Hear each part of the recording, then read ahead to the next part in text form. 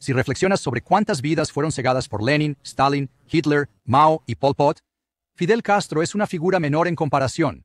Aún así, merece un lugar destacado en el Salón de la Maldad del siglo XX. Te explico por qué. Él apresó a toda la nación cubana. Él arruinó la economía, empobreció a millones y se enriqueció. Él detuvo, torturó y mató a sus oponentes políticos.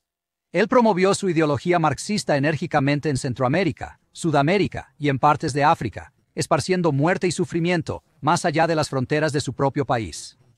Y estuvo muy cerca de iniciar una guerra nuclear entre Estados Unidos y la Unión Soviética durante la crisis de los misiles. De haber tenido éxito, habría superado incluso el número de víctimas de Stalin, Hitler y Mao. Por suerte, incluso los dictadores no siempre logran lo que desean.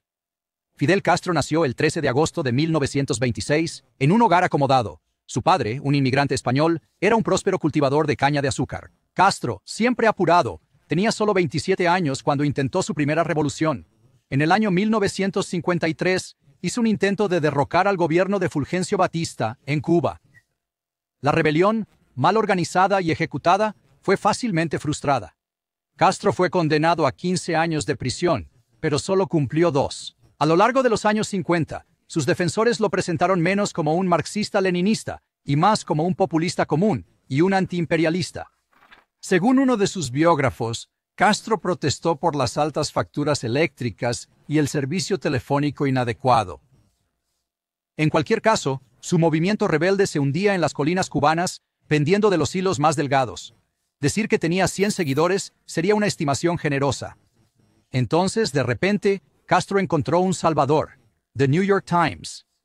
En una entrevista exclusiva de 1957 con el reportero de Times Herbert Matthews, Castro prometió que, sobre todo, luchamos por una Cuba democrática.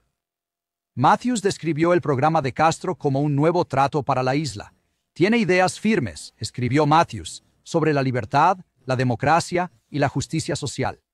El influyente trabajo de Matthews revitalizó el movimiento de Fidel.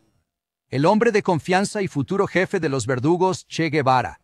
Dijo después: cuando el mundo pensó que estábamos muertos, la entrevista con Matthews probó que no era así. También ayudó que el presidente Batista siguió matando a los líderes de otros grupos rebeldes en su intento de aferrarse al poder. Castro fue el último rebelde en pie. El 1 de enero de 1959 logró su meta. Batista se fue. La isla ahora era de Fidel. Los cubanos celebraron. Ellos y los izquierdistas occidentales dijeron que Cuba había encontrado su George Washington. En abril de 1959, Castro apareció en Meet the Press de NBC, donde declaró que la democracia es mi ideal, no soy comunista. En verdad, a Castro le importaba tanto la democracia como a Lenin, Stalin o Mao. Solo le interesaba obtener y mantener el poder. Una vez que lo tuvo, anunció quién era realmente desde el principio. Yo soy marxista-leninista y lo seré hasta el final de mi vida. Castro formó una dictadura comunista totalitaria, la más represiva del hemisferio occidental. Prohibió la libertad de expresión, prensa, propiedad, reunión, religión e incluso el derecho de las personas a abandonar el país. Organizó juicios, espectáculos y lanzó purgas. Arrojó a incontables almas a sus cárceles, desde disidentes hasta sacerdotes y homosexuales. El Libro Negro del Comunismo, que es el catálogo oficial de las atrocidades comunistas, dice que solo en los años 60, Fidel arrestó a 30.000 personas por razones políticas y ejecutó entre 7.000 y 10.000. Eso no cuenta a los 33.000 que se ahogaron en aguas infestadas de tiburones tratando de llegar a los Estados Unidos. El total de muertes alcanzó a 100.000 para cuando Fidel se retiró en el año 2008. La noción de equidad de Castro consistía en igualar a todos volviéndolos pobres. Limitó los salarios en todas las profesiones, desde conserjes hasta médicos y jugadores de béisbol, a menos de $200 al año. Por el contrario, según la revista Forbes, la fortuna neta de Castro se estimó en casi $1.000 millones. Nada de esto importó a la cúpula de políticos, periodistas y celebridades de izquierda que, como Herbert Matthews, estaban deslumbrados por el encanto personal de Castro. Dan Rather, el célebre ancla de noticias de CBS, describió a Castro como el Elvis de Cuba. Los fanáticos de Fidel siempre elogiaban la alfabetización y la salud universal en Cuba. Pero saber leer y escribir no sustituye a ser libre, y la sanidad cubana de baja tecnología no es, desde luego, nada que celebrar. Es universal y mala. ¿La prueba?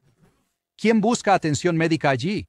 No se puede saber, claro, cómo sería Cuba hoy si Castro y el comunismo no lo hubieran arruinado.